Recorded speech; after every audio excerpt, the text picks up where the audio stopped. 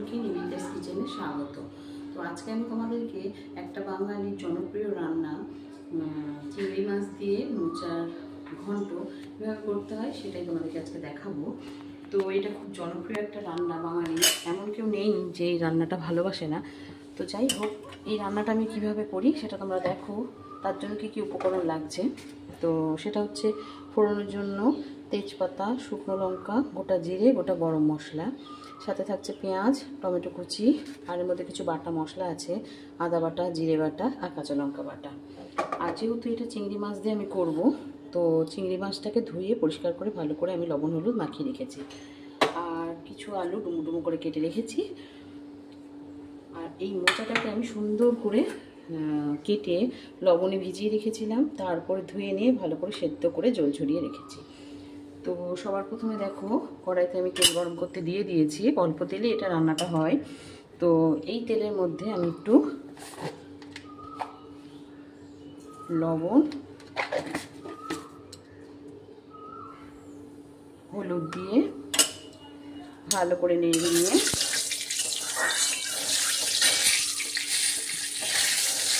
এই যে করে কেটে রাখা আলুটাকে ভেজে নেব।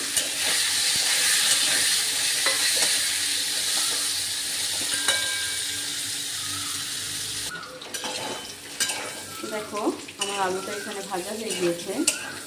এবার আমি আলুটা তুলে নেব। তো আলুটা তুলে নিয়ে ওই তেলের মধ্যেই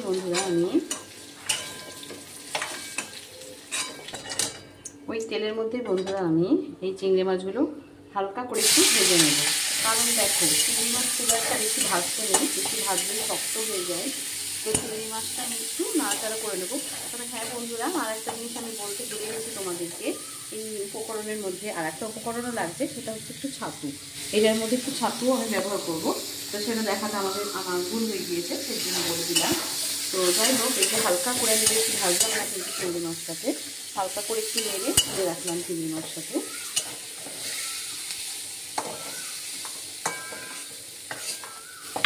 চিংড়ি মাছটা দেওয়াতে একটু লেগে লেগে যেতে পারে, তাতে কোনো সমস্যা নেই।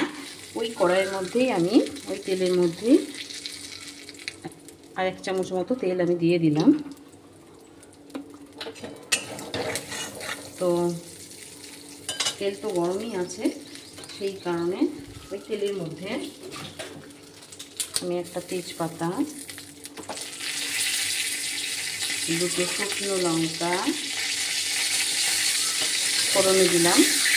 একটু ভাজা হতে না হতেই আমি এর মধ্যে গোটা গরম মশলা আর জিরে ফোড়ন দিয়ে দিলাম।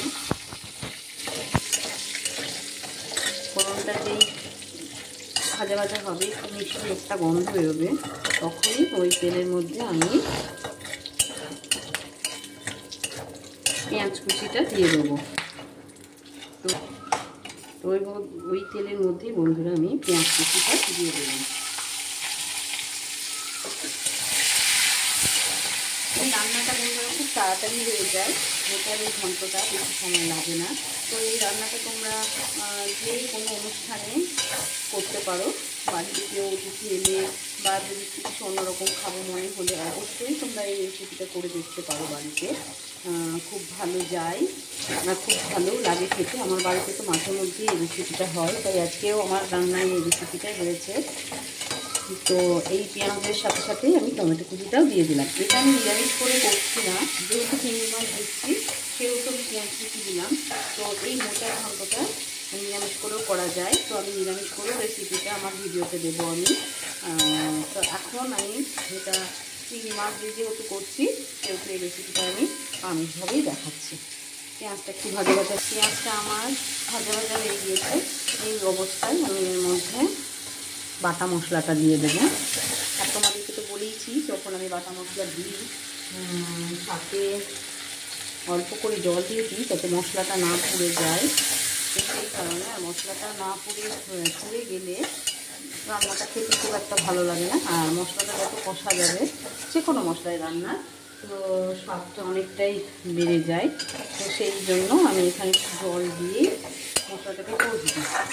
আর বন্ধুরা, এই সময়তে যে যার স্বাদ মতো লবণ, হলুদ, একটু মিষ্টিও আমি দিই, যার যেটা মন। যার কারোর যদি মন হয় মিষ্টিটা দেবে, আর কারোর যদি মন না হয় মিষ্টিটা দেবে না। তো সবটাই নিজের নিজের স্বাদ মতো, লবণটাও স্বাদ মতো, ঝাল যে যেরকম খাও সে সেরকমভাবে দেবে। এইখানে আমি সব কিছুই আমার পরিমাণ মতো আমি দিলাম, তোমাদের পরিমাণ মতো তোমরা দিয়ে নেবে। তো এবার আমি মশলাটাকে একটু কষতে দেবো। তো দেখো বন্ধুরা, মশলা থেকে কেমন সুন্দর তেল ছেড়ে দিয়েছে, মশলাটা সুন্দর মতো কষানো হয়ে গেছে। তো এই অবস্থায় আমি চিংড়ি মাছ আর আলুটা এই মশলার মধ্যে দিয়ে দেবো।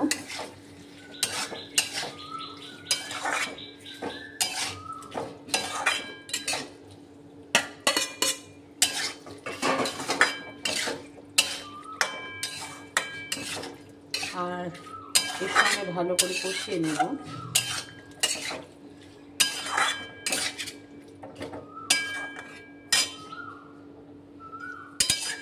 2 মিনিট ভালো করে ঢাকা দিয়ে আমি কষিয়ে নেব।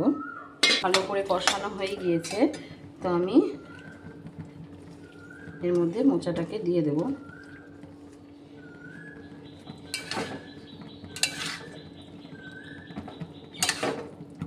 সুন্দর মতো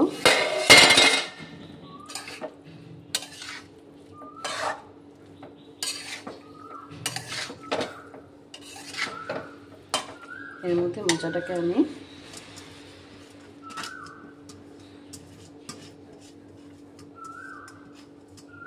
দিয়ে দেব। ভালো করে নেড়ে দিয়ে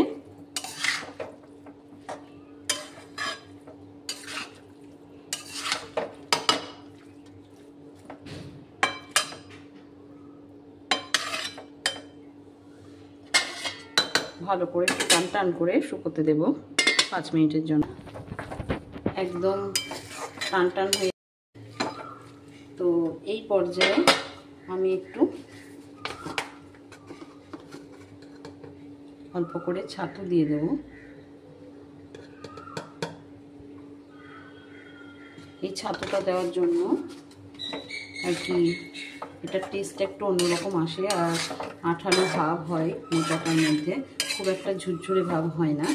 তো এই অবস্থায় যে যেরকম মানে কেউ ঘি দিতে পারো, কেউ ঘি ছাড়াও করতে পারো। আমি যেহেতু চিংড়ি মাছ দিয়ে করছি বন্ধুরা, তো সেখানে আমি আর ঘি দিচ্ছি না, শুধু গরম মশলা দিয়ে পরিমাণ মতো গরম মশলা দিয়ে দিলাম অল্প করে। এবার এটাকে ভালো করে মিশিয়ে নেব।